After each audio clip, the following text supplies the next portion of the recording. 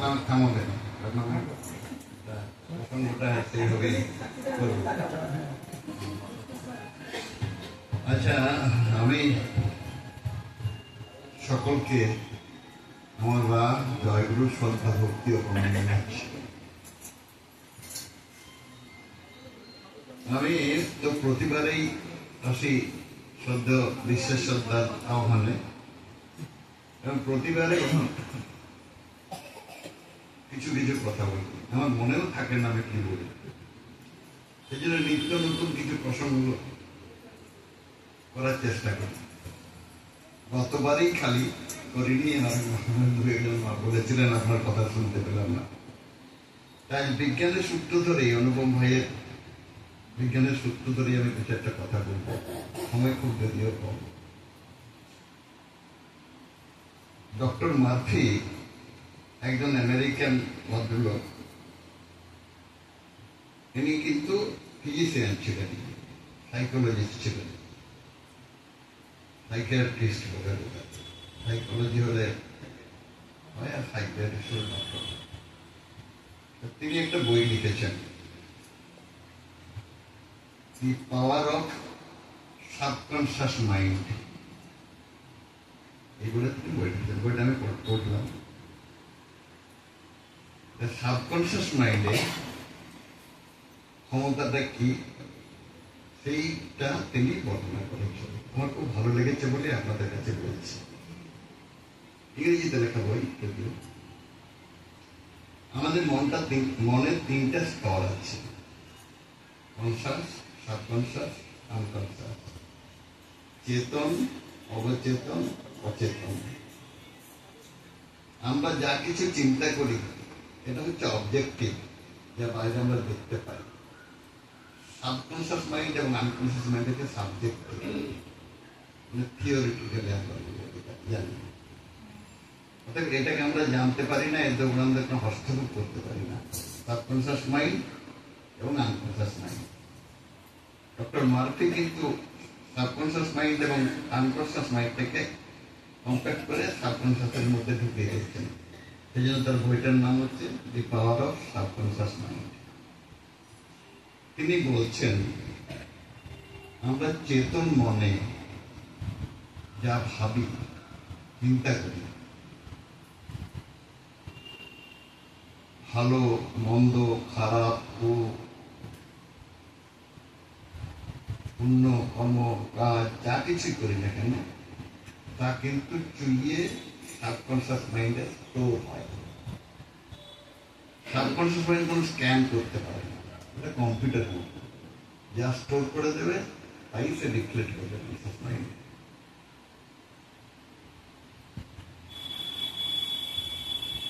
ভালো দিলে ভালো রাখবে, খারাপ দিলে খারাপ রাখবে।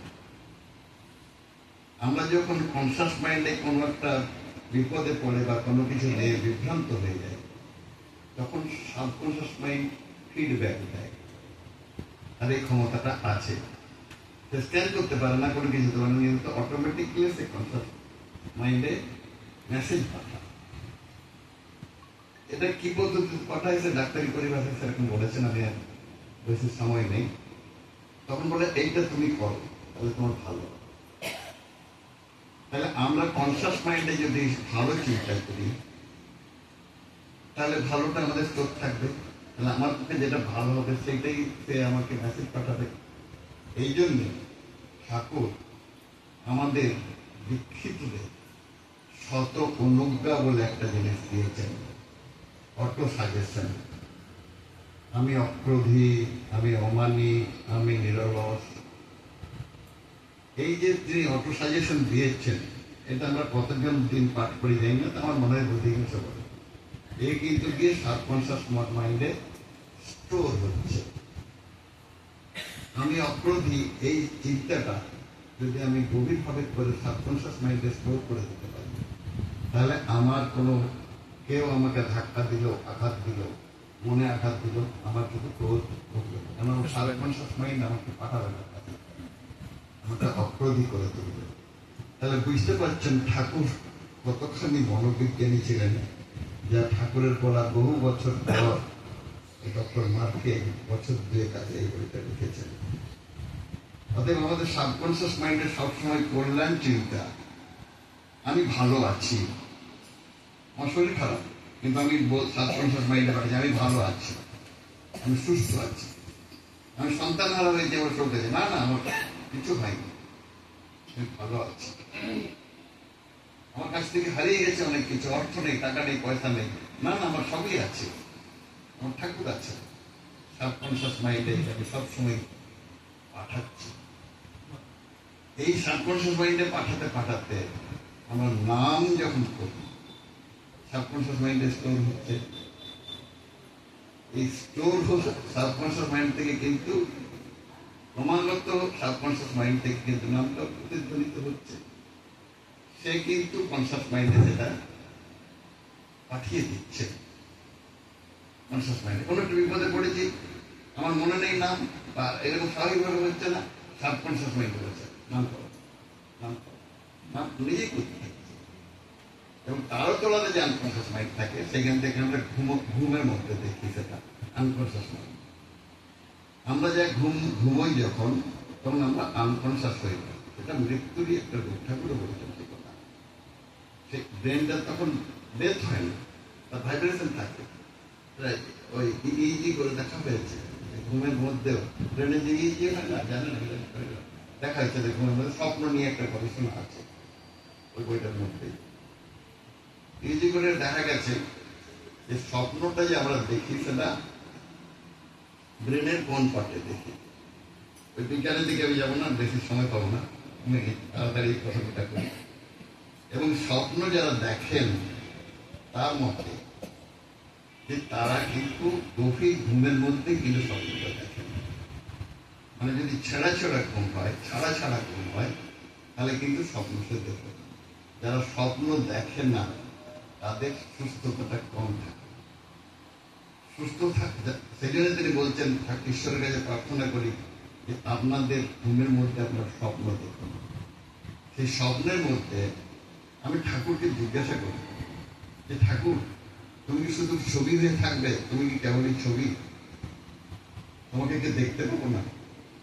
আমি সাবকনসিয়াস মাইন্ডে আমি অজস্রবার এইটা আমি পাঠাচ্ছি। আমার বড় যে ইচ্ছা তোমাকে জীবন্ত দেখতে, আমার সঙ্গে কথা বলছো, আমি এটা ঠাকুর কাছে নিরন্তর প্রার্থনা করে যাচ্ছি। আমার সাবকনসিয়াস মাইন্ড চুরিয়ে আনকনসিয়াস মাইন্ডে পৌঁছে গেল।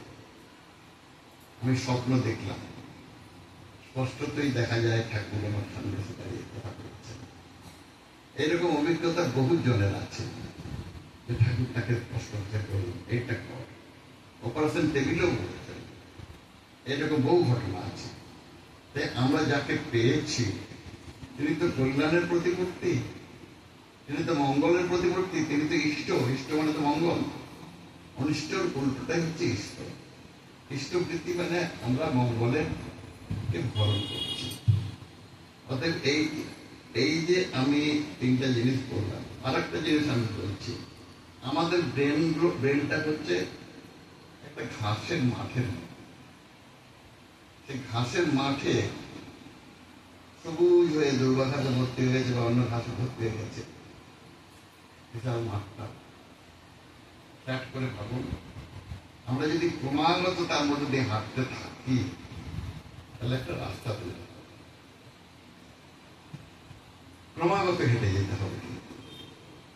তাহলে নামের মধ্যে দিয়ে যদি আমরা ক্রমাগত চলতে থাকি তাহলে ব্রেনের মধ্যে একটা রাস্তা তৈরি হবে, that will go to the subconscious mind. এই যে ব্যাপারটা রয়েছে আমাদের মধ্যে নাম ধ্যানের উপর এতক্ষণে জোর দিই না, অনুপম ভাই এটা বললেন, আমি নাম ধ্যানের উপযোগিতা সম্পর্কে বললাম।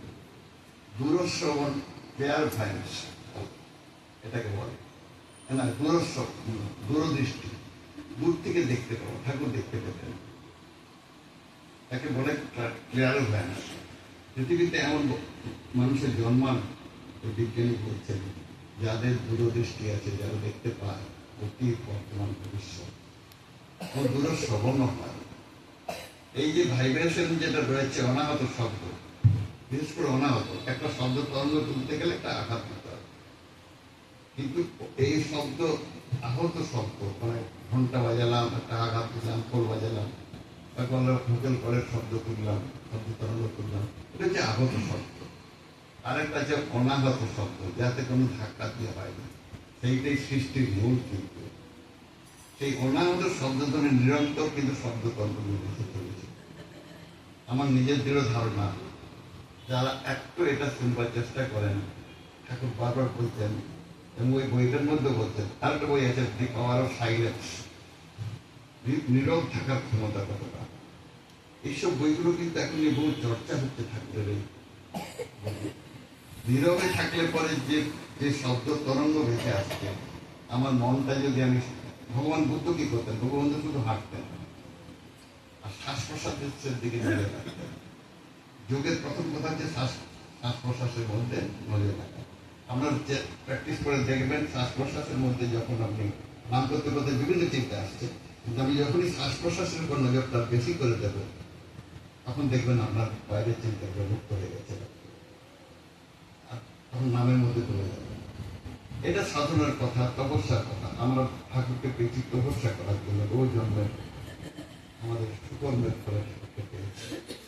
সময় হয়ে গেছে, আমি ঠাকুরের কাছে প্রার্থনা করি আপনাদের সকলের কল্যাণ হোক, আর সাবকনশাস মাইন্ডে আমরা পাঠিয়ে দিই, আমি অক্রোধী, আমি অমানি, আমি নিরব। জয় গুরু।